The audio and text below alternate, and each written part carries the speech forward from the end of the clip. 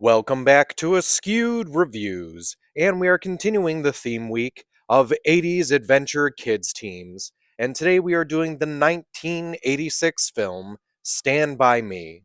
Here is your trivia question for today. The boys ask each other, if you could only have one food to eat for the rest of your life, what would it be? What is Vern's answer? The answer will be at the end of this episode. So, at the beginning of our film, we are in 1985 and we meet our main character, Gordy LaChance. He's currently reminiscing due to the fact that his best childhood friend, Chris Chambers, has unfortunately died. We are then transported back to 1959, where Gordy begins to tell us about his last great adventure with his 12-year-old friends, Chris Chambers and Teddy Duchamp. We soon also meet the fourth member of their crew, Vern Tessio, who has some very interesting information as he asks the guys how would they like to go and see a dead body. After Vern explains how he found this information, all four of the friends agree to make this journey together. Most of the journey is watching these friends walk the train tracks to their destination. Now, along the way, we get to see their adventures, mishaps, and how they work as a group of friends. Now, unfortunately for the boys, they are not the only ones who are going to try and find this body. There's a local gang run by a complete psychopath named Ace, and they also heard about where it is and are going to try and find it first. Now, the boys might have a head start, but the gang members have their own cars. So, who is going to get to that body first? This film was directed by Rob Reiner. Now, originally, Adrian Lyne was the actual director for the film, but had to drop out as his movie 9.5 Weeks was running over schedule. The movie is based off of a Stephen King novella called The Body, which was originally part of a book called Different Seasons, which also included the stories Apt Pupil, Rita Hayworth and Shawshank Redemption, and The Breathing Method. Columbia Pictures did not like the title The Body, and were worried that some people would think it was either a sex film or about bodybuilding. Now, supposedly, one day on set, Kiefer Sutherland was teaching River Phoenix how to play Stand By Me on the guitar. Rob Reiner walked by and actually mentioned how much he loved the song, and apparently a few months later, the title was changed. There was at one point talks with Michael Jackson about doing a cover of the song Stand By Me, but Reiner eventually decided to stick with the Ben E. King version. A lot of the original story was actually based off of Stephen King's own experiences. For instance, when he was a child, he actually witnessed one of his friends get killed by a train. Also, the leech scene actually happened to him as well. Both in the story and the movie, the town that the kids are from is called Castle Rock, which of course is famously known for a location that Stephen King uses in a lot of his novels. So much so that they made a television series called Castle Rock, which involves a lot of King's stories. In the book, Castle Rock is in Maine, but in the movie, Castle Rock is in Oregon. After making this film, Rob Reiner even named his production company Castle Rock Entertainment. Reiner and King actually had such a good relationship that Stephen King allowed Castle Rock Entertainment to also make adaptations of his stories Misery, Salem's Lot, and 1408. When King actually saw the screening for Stand By Me, he actually said it was the best adaptation of his work he had ever seen. Reiner specifically chose actors for the four main characters who had similar experiences to those characters.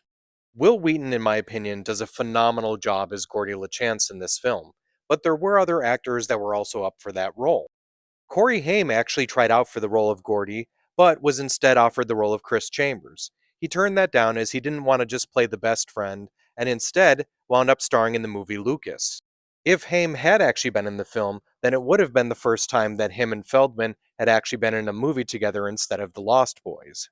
River Phoenix originally auditioned for the role of Gordy, but Reiner felt that he was perfect for the role of Chris Chambers. Other actors that also tried out for the role of Gordy were Sean Astin, Stephen Dorff, and Ethan Hawke. This movie was Jerry O'Connell's feature film debut. The character of the writer, which is Gordy LaChance as an adult, was played by Richard Dreyfuss. The character was originally played by David Dukes and then almost went to Michael McKean before they decided on Dreyfuss. What's interesting though is you can still see David Dukes in the movie, as he's in the car in the very first scene that we see Gordy, but they actually switch to Richard Dreyfuss once we get closer. John Cusack plays the character of Denny, who is Gordy's older brother that passed away. That role almost went to Alan Ruck, though. Bradley Gregg and River Phoenix have appeared in 3 films together, and every time their relationship is antagonistic. In The Explorers, Gregg was Phoenix's bully. In Stand By Me, Gregg was Phoenix's older brother and also a bully towards him. And in Indiana Jones and the Last Crusade, Gregg was a character that tried to kill Phoenix's character. In the train dodge scene, the train was actually much further away. They used a special lens to make it seem like it was right on them. Also, during that scene, Reiner felt he wasn't getting the right emotions out of the 2 actors, so he took a few minutes to yell at them as much as possible until both of them were crying, and then he used that sequence. He did end up apologizing afterwards, though. Also, when speaking about crying, to get River Phoenix to cry during his scene, he actually asked him to think of a time when an adult let him down. Phoenix got so emotional because of this that Reiner had to comfort him after the scene. To get the right stunt people for the boys, they actually hired female stunt workers and cut their hair short. To try to be cleaner and safer, they did the leech scene in a man made pool. Unfortunately, though, they dug it up and created the pool about 6 weeks before they used it, so who knows what had gotten in there by that point. The leeches, by the way, were fake. They were made out of mottled latex. The cigarettes used throughout the film were not real, they were just made out of dried lettuce leaves. The pie eating contest scene was completely made up by Reiner, as he thought, what would a 12-year-old boy come up with? In that scene, the vomit was actually made from cottage cheese and blueberry mix. Also, if you weren't aware, during that scene, you can actually see Kent W. Luttrell, who plays the body of Ray Brower. He is the guy standing behind the 2 twins. Behind the scenes, the boys actually got into quite a bit of mischief. At the hotel they were staying at, they actually threw all the poolside furniture into the pool. Wheaton rigged all the arcade games in the lobby to not cost anything, and Phoenix covered a car in mud, only later finding out that that car belonged to Kiefer Sutherland. There was also a Renaissance fair going on not too far from where they were filming. One day, Jerry O'Connell bought some cookies from there. Unfortunately, they were pot cookies. The crew later found O'Connell high and crying somewhere near the park. One of the big differences between the story and the movie is by the end of the movie, only Chris Chambers is dead. In the original story, only Gordy is alive, as Teddy actually dies from a car crash and Vern dies from a house fire. In case you're like me and you ever wondered, well, did Ace ever get his revenge on Gordy?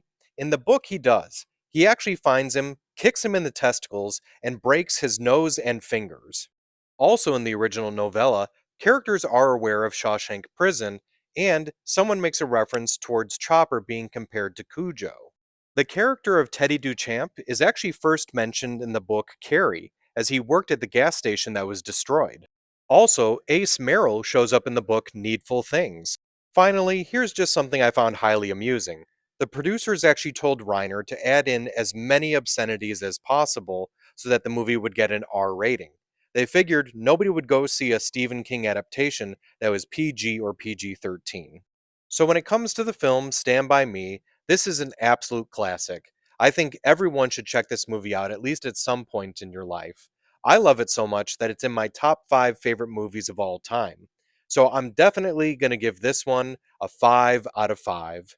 And if you're looking for other movies that have a similar feel, I would suggest It, Now and Then, The Kings of Summer, and Boys in the Hood. Now, as for the trivia question from the beginning of this episode, the boys ask each other if you could only have one food to eat for the rest of your life, what would it be? What is Vern's answer? Vern apparently says, that's easy. I would choose Pez, cherry flavored Pez. I hope you enjoyed this episode of Askewed Reviews, and if there's a movie you'd like to see get a review, just mention it in the comments.